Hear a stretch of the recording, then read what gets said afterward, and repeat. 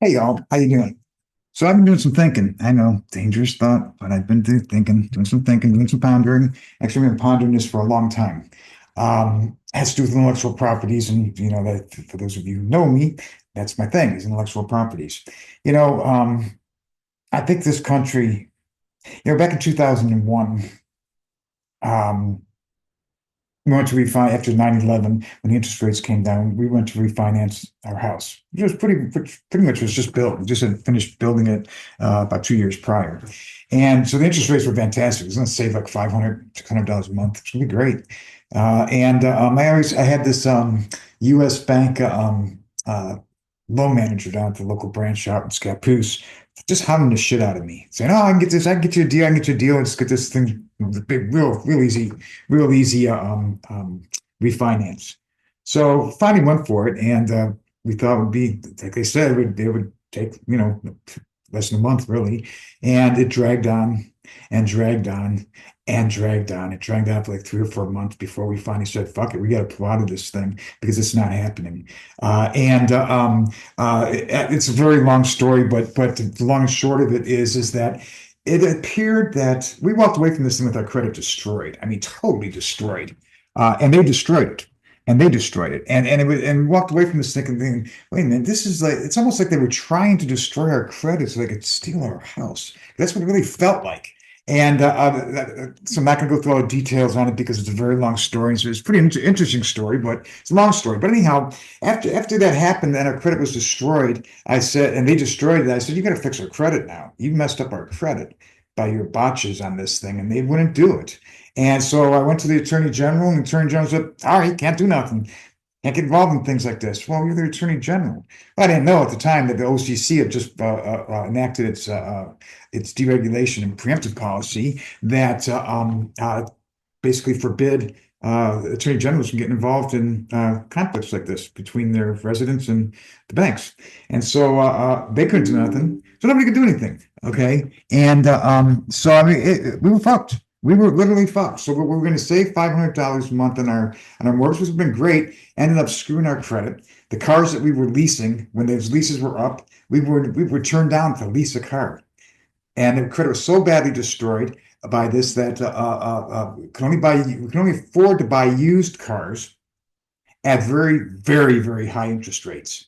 And what was the credit mess up on this? The credit mess up on this that was so bad was that we were supposed to sign this one morning to get everything done, and the payoff statements, everything was already done, already completed, and everything. And for the delays that had occurred quite a bit, and so I was going to pay the mortgage because the mortgage was due, and we had this thing hadn't settled yet. And I was told by the loan officer, don't pay it, because then we got to rewrite everything up again. It's just gonna delay us another week or so. So just don't pay it. We're gonna sign this thing tomorrow. We'll be done with this thing. I listened to her. We listened to it.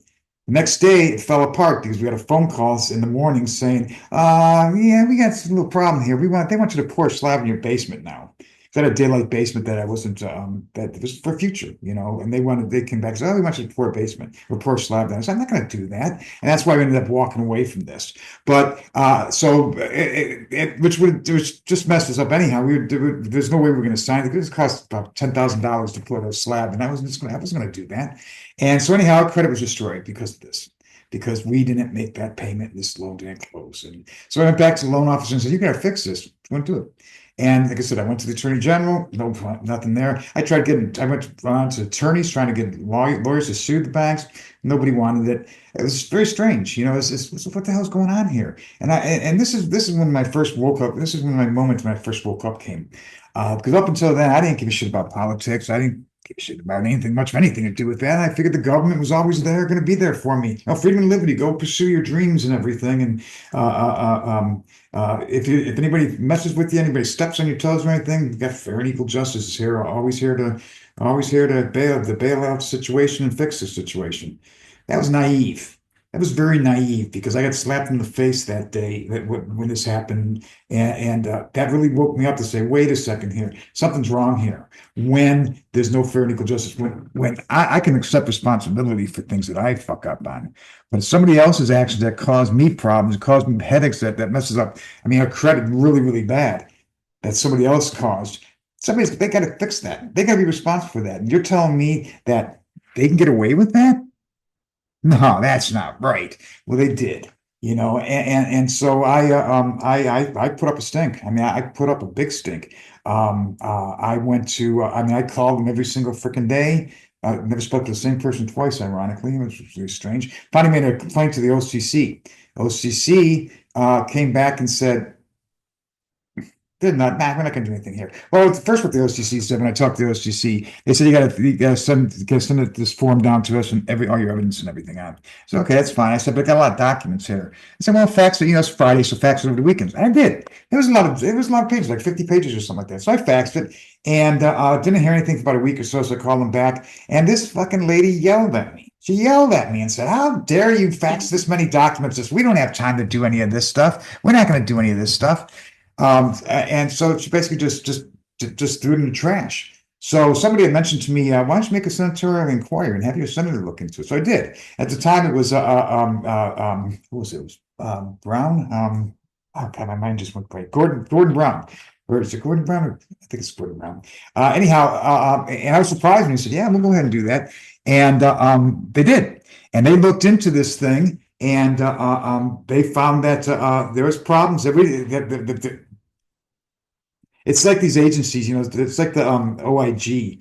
The OIG can make a complaint about for fraud, waste, and abuse, and they don't do anything for you. They just they correct everything with the agency, but they don't do anything for you, right? And it's the same thing with the OCC. So the OCC did something to Bank of America, or I'm sorry, U.S. Bank, and we got nothing out of it. We got nothing out of it at all. Didn't get our credit fixed or anything like that, which was really kind of shitty. But so they went after U.S. Bank. Now, what they did to U.S. Bank, the fines, whatever was levied against U.S. Bank, they wouldn't share with me. You know why?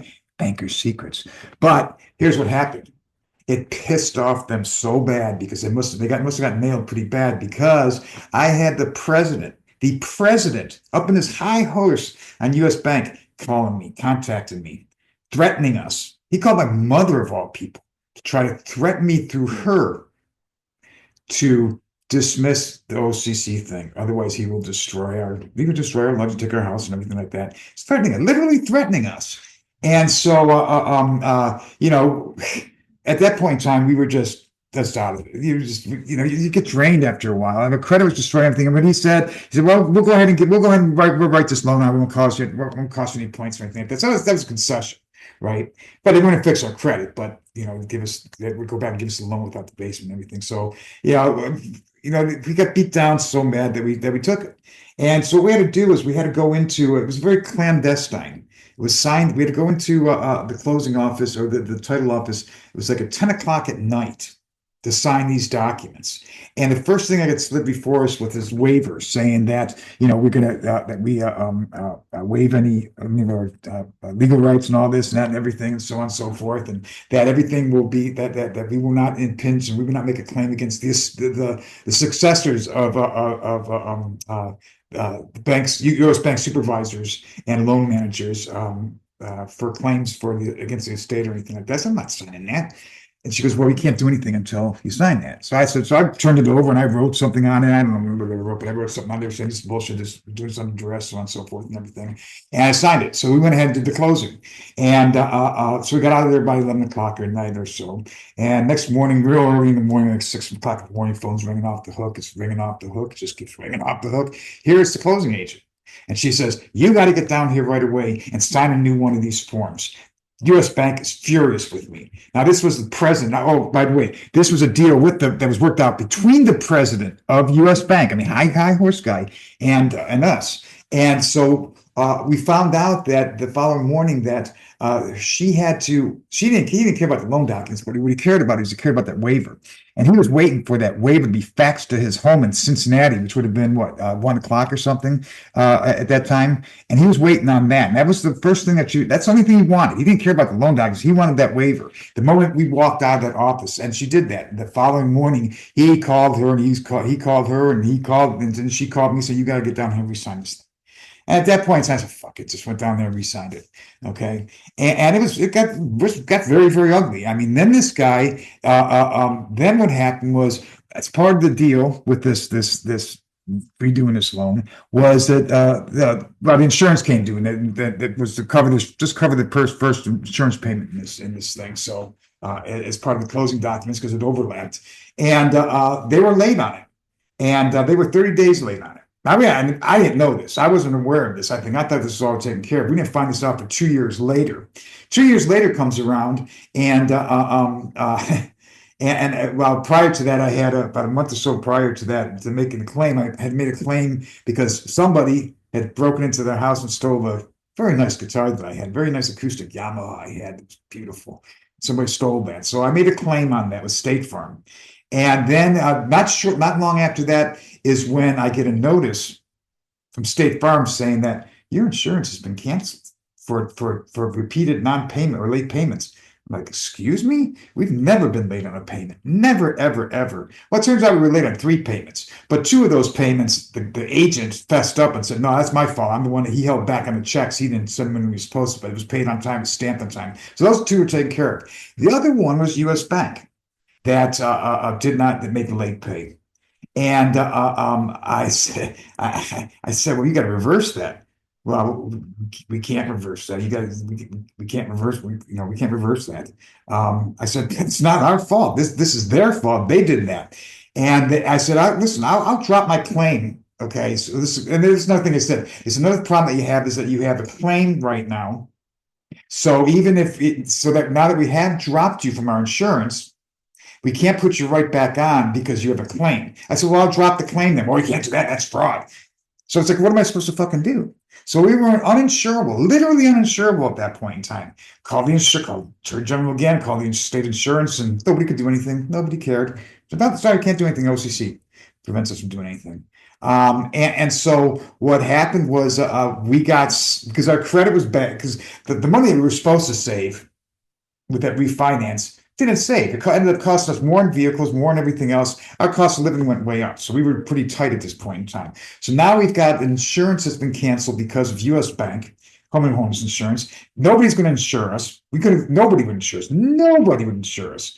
So what do? They slap on their insurance and their mandatory insurance, which was like $500 more a month. And that put us in a real fucking spot. That put us in a spot. Almost like they were trying to get us a default, right? And so anyhow, so make a long story short, so the way we got out of that was we had to refinance. And in 2005, we refinanced with Own It Mortgage, and to get away from these people, what cost us a fortune? I mean, we got raped on, we got overcharged on our payoff statement. It was just pure ass fraud. They got away with it. Why? Because of what Congress did. Because Congress passed this laws that the OCC enacted that said, hey, the banks can do whatever they want to. And guess what? Nobody can sue them. No government agency can sue them or anything like that. So basically, so while everybody else was going on in this buying frenzy about the economy, firing up and all these houses, that the housing boom and everything, we're in the middle of this funk here. And I remember I went to a reporter and I tried telling a reporter about this, and he's like, banks don't do that stuff. That story's too fantastical. Yeah, but I should go back to him now and see what he thinks. But so that really puts us in a big spot. So and we were just about ready to default because those that 500 that wasn't making it for us. It was getting tight, and so we refinanced. Which we had to jump through. We had to jump through all kinds of hoops to do that, but we refinanced. And then what happens? It's the company I refinanced through, Own It Mortgage. 3 months after we refinance, they take a partner, Merrill Lynch, and Merrill Lynch buys an equity share of Own It, and then Merrill Lynch says, "Okay, what we're going to do? We're going to abandon all the lending standards. I want you to abandon all the lending standards. Just get a signature, get an income amount, give them the keys to the house. That's what we're going to do. No doc, no income verification, no down payment, nothing." And and not only are we going to do it here at Own It, we're going to do it at all other warehouse lenders that Merrill Lynch has a line of credit to. And not only that, everyone's got every lender, every broker has to double the sales volume on these line of loans. Well, you know what's going to happen. I mean, everybody knows what's going to happen. I mean, it's a given what's going to happen. You're handing out houses to people that wouldn't ordinate, that wouldn't qualify at all. Didn't have the down payment. That didn't qualify. They were grossly underqualified, but they got the keys to the house. So what happened? Of course, a year and a half later, it crashes. Well, actually, what happens is no, it's a couple of years later. What happened? No, I took it back. What happened was Own It Mortgage was the first to run into bankruptcy filing and which was stimulated by a margin call by Merrill Lynch, who's the ones that stimulated this thing by abandoning lending standards, right? Well, so they file a margin call on Own It. Own It goes into claims bankruptcy because there's all these defaults and everything. And then in rapid succession, they do the same thing to all these other lenders out there. Call a margin, they all go bankrupt, right? So they all go bankrupt, everybody goes bankrupt. And then 2007, as the commercial paper is ready to tank, what does Treasury do? They freeze credit to the construction industry, shuts the architecture, design, construction industry down overnight. And everybody lost their jobs. I mean, there were job sites that just stopped. They just stopped in midstream. They took all that credit from the construction, architecture, design industry and put it to try to shore up commercial paper so it wouldn't fail. Of course, commercial paper didn't fail, but the economy did a year later. So that's not a good year for us. Those weren't good years. The point I'm getting at here is that. But this is the second time. I didn't do anything. None of us did. We didn't do anything. This is something. These are the actions by somebody else that caused us problems, that ruined us financially, that we had to pay the price for. That something doesn't seem right to me about that, and I'm sure it doesn't seem right to you as well. Well, so when the economy collapsed, we ended up going into default like 2, 3 years later, slipping in default. And God, I remember that. I gotta remember just what a fucking nightmare. Trying to fight off those 30-day auctions and just a nightmare. And but in that process is when, for some reason, somehow, I got into looking into patents. Don't ask me why. I don't know. It's just something I had an urge to look into patents on. I don't know anything about patents. Well, actually, I had done a patent a couple of years prior, but it was a provisional patent. It was no big deal. But so I knew a little bit about patents, but I did that one on my own. But I didn't really know that much about patents. But for some reason, I know what it was. It was language I saw somewhere that inures to the benefit. And that language was in the patent document. So that's where I've seen that before, because I couldn't think of where I saw it before. And that's what drew me into patents. So that's what got me into patents. I started looking at patents. I thought, holy shit, they fucking rigged it all. It's all rigged. It's all processed. This is a rigged system. Everything's automated, and then trademark started studying that. I didn't want to do that. I didn't want to get into this. I wasn't liking what I found, so I kept on walking away. But it's something always kept pulling me back to it and sitting me back down and saying, nope, you're going to do this. So here I am many years later on this thing. And what I've learned is that Congress screwed us. Congress did screw us. They sold us out to the business of banking, plain and simple, plain as big nose in my face.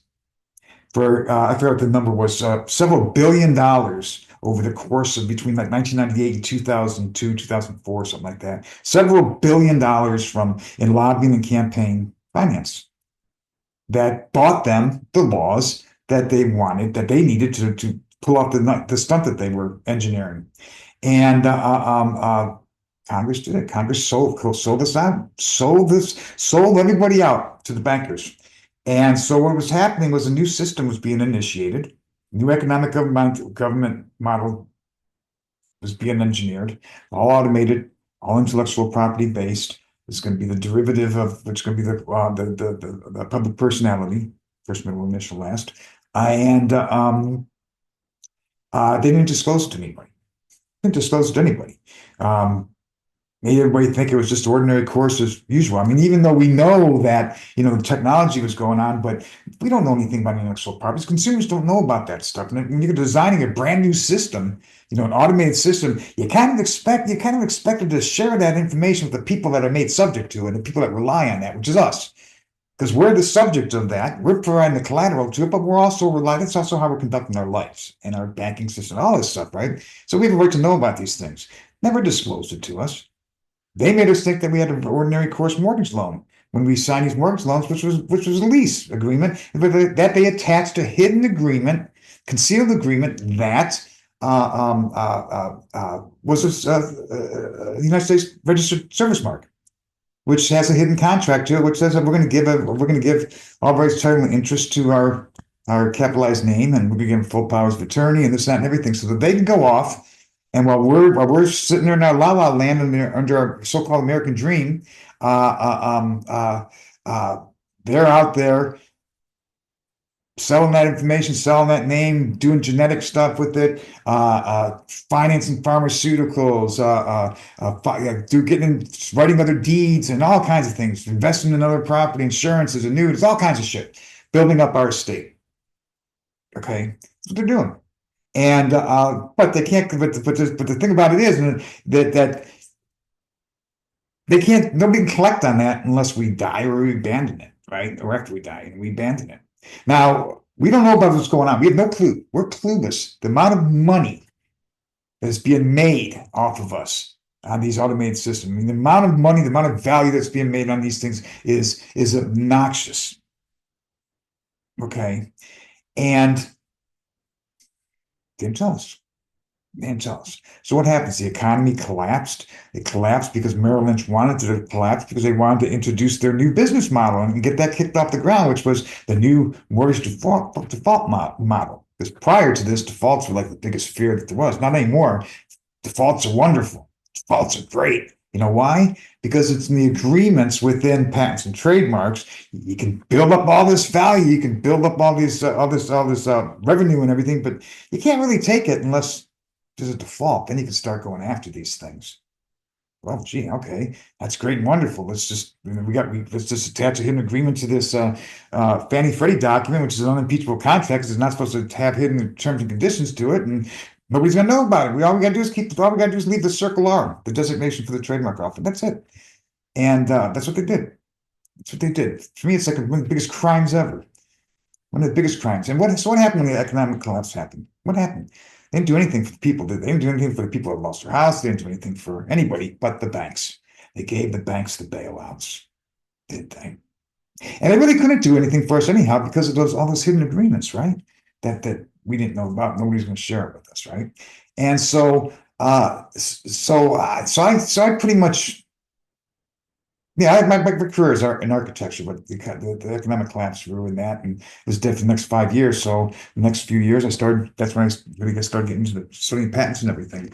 And so I mean, became obsessed with it. I mean, it just seems like I understood it very well. I had to do a lot of study, and I had to learn a lot of things. I had to learn law. I had to learn everything. I relearn all these things and learn many things that I didn't know nothing about. I mean, this home studies type stuff. I mean, 24/7. I was into this thing. I was into it.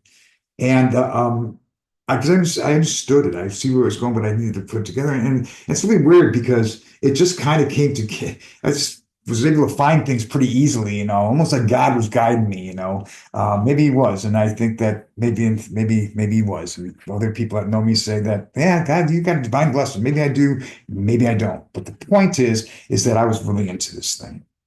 And so what I learned that, yes, that artificial person is an invaluable commodity or collateral asset. It's ours. It's not us, but it's ours. It's being taken from us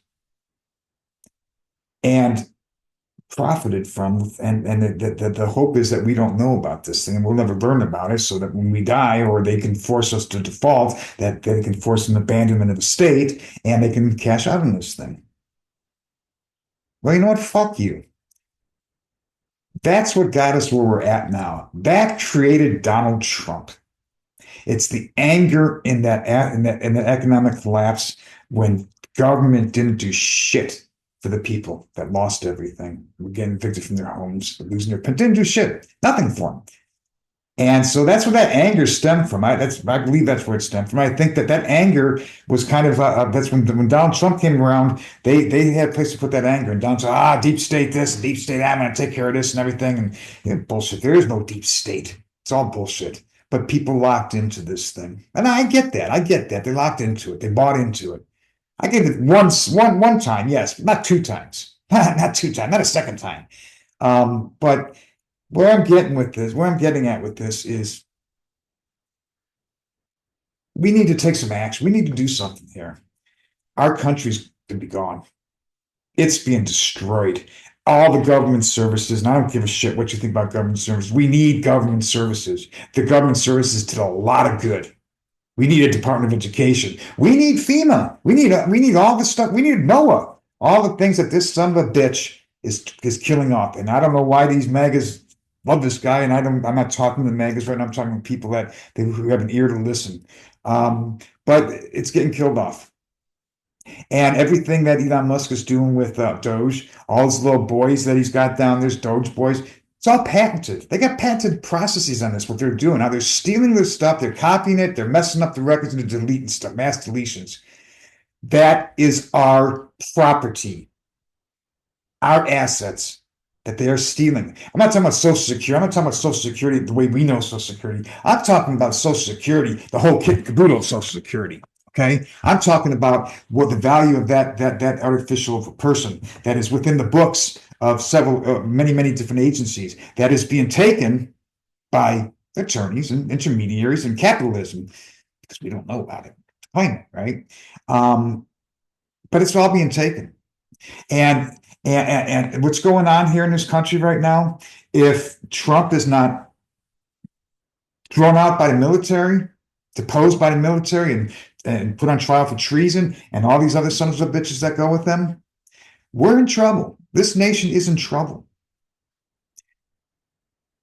I know that I'm talking to people that know what I'm talking about. They see what's going on. As far as you MAGAs are concerned, fuck you. I don't care about you. If you don't have a brain to listen, then I don't care about you. Go fuck yourself. I don't care. I care about the people that can hear me, because we got to do something about this nation. Now, the Democratic Party's in trouble. They can't get their platform. They can't get their shit together. The Republican Party, they're just traitors, absolute traitors. So what's going to happen here? Let's assume that we depose and get rid of Trump. What after that? What's after that then? Something's got to give, because we can't be abused and exploited the way that we have been this past 25 years, because that's what led us to this. Why not? I got an idea. Why not take back all our property and become an independent contractor? Get a FATCA on our all caps name, so it's foreign, tax exempt, and then put filings into the appropriate places in patents and trademarks and other agencies say, we quit, we withdraw, we want to be an independent contractor. We have every right to do so. Every right to do so. And if Donald Trump is going to turn this nation into a fucking dictatorship, I want to get my shit out now. And if Donald Trump fails, and then he will fail, he will be disposed, he'll fail, and he will go to prison, and all those other little fuckers will go to prison too. Something's got to shake out in the wash. Something has to shake out in the wash. Democratic Party is going to have to be. Now, the Democratic Party, they're the ones that are responsible for all the regulations, okay? They're the ones that are doing all the regulations, all this compartmentalization, all these social services, and all the difficulties. And that's Democrats. Republicans, they say, fuck that. We don't care about that shit. Let's government service. Just give us that name. We'll take off with that. We'll make a fortune on it. Nobody will know. They're crooks. The Democrats are not so much crooks. The Democrats are kind of, they're crooks too, I mean, but not as much as the Republicans. But the Democrats are all into the layers of governance and all that shit. A lot of it's necessary. But what I'm seeing here, what I found here with this stuff is there's a lot of this stuff that Doge hasn't even touched. Okay, Doge hasn't even touched this stuff. There's a lot of stuff that's really just workflow. just workflow to create workflow and create other revenue streams and stuff. Um, but there's other stuff that's a Social Security, the stuff with the Labor Department. We have interest in that. All these things. I don't know if he's deleting these things, he's taking them with him, but this isn't good. He's privatized. Donald Trump is privatizing the United States of America. He can take it for himself, and he's gonna put us into poverty and put us into a warlike situation, civil war situation. You know what he's gonna do? He's gonna sell us off for salvage. And we're gonna be fucked. So I think what we should do is act on a trade secret. We learned of the trade secret. I think we should claim our intellectual properties, become independent contractors, say, fuck you, we quit. We quit. And then this way, because this is a political power too, really, if you think about it, because something's got to be done here. Something's got to be done if and when Trump's fascism is killed off. There's something's got to be done because we cannot live on these wages. These billionaires cannot live like that's another thing too. You do this too. If we start taking back our assets like this, yeah, we cut into the Amazon, Bezos, and all those people's revenues. You know where the billions of dollars comes from? The billions of dollars comes from because they're taking that all caps name and all the other businesses that they're spinning off of that thing. So they're taking our asset, our name, our asset, there's our property, and they're spinning off businesses to put value on that for them to grow for themselves. Well, I get that. Okay, that's fine. You can do that. But where's my cut? Where's my revenues? Where's my royalties for using my name? Where is it? We got to start demanding that. So that's what I'm thinking. I'm thinking that my idea is not radical at all. It's just abiding by the truth and saying, you know what, we're sick and tired of it. We've suffered long enough. Government is supposed to be there for us, not for Trump's buddies, not for the billionaire boys clubs, whatever you want to call them. They're supposed to be there for us. They're supposed to protect our assets and properties, not steal them. That's what happened here. So I don't think it's out of line to say, hey, you know what? We're going to do a run on the patents office and run on Treasury and give us our shit back. Give it back to us. I'd rather give it back to us because I don't want to go into Donald Trump's hands. I don't want to go into that dictatorship hands. I want it in my hands. I'm self-sovereign. But so are you. Anyhow, so that's my thought. That's what I was thinking about. I'm going to be thinking about this a lot more. It can be done. It could cause quite a stir, but it could be something that is could go again. It could be something that's very good, or it could be something that's very bad. But and it would mess up markets to some degree because we're the real stockholders, guys. Didn't know that, did you? We're not the stakeholders. Owners, stockholders. We're the ones that have the interest. It's ours. So yeah, the Wall Street might be a little pissed at us and whatnot, and it might fuck up Wall Street a little bit, but maybe not. Maybe it'll balance things out a little bit as it should be. Anyhow, those are my thoughts for the evening. Thanks for listening. If you like this kind of content, please like, subscribe, and share. And we'll talk to you later. Thanks. Have a good evening.